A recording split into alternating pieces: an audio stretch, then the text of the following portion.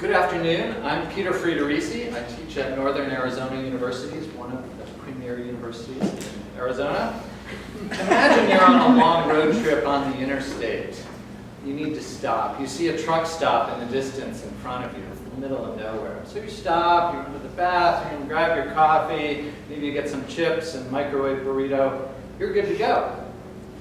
But imagine that you live near that truck stop and that it is the only source of groceries within 40 miles.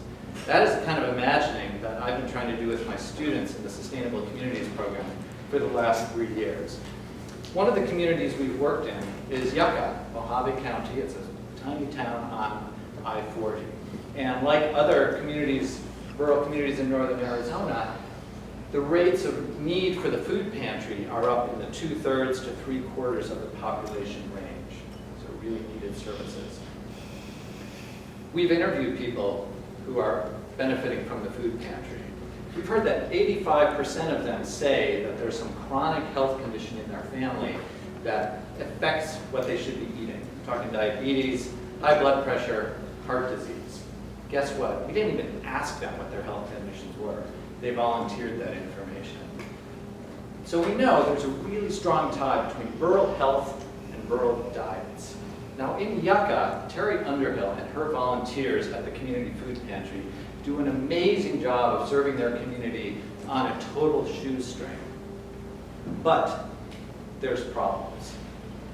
Some of the produce that they hand out on a weekly basis has been sitting in storage or in trucks for a long time. It's not fresh, it's not going to last long.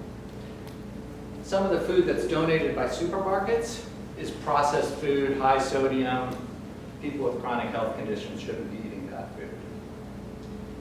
And the recipients themselves, some of them don't have the capacity to cook what they're getting. They may not have the capacity to refrigerate it. So that's the bad news.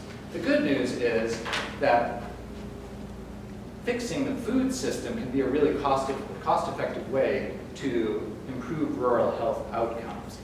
We think that with some hard work, some creativity, and some resources, community food pantries can become hubs for their communities, where there can be teaching of skills like cooking and preserving food. There can be perhaps a community kitchen where a local entrepreneur can develop a new product. And with appropriate refrigeration and storage, maybe some local food production could be, the distribution of local foods could be helped. Now, a well-run food pantry should never be a permanent solution to a food access problem in a rural community, but it can sure be a good place to start. Thank you.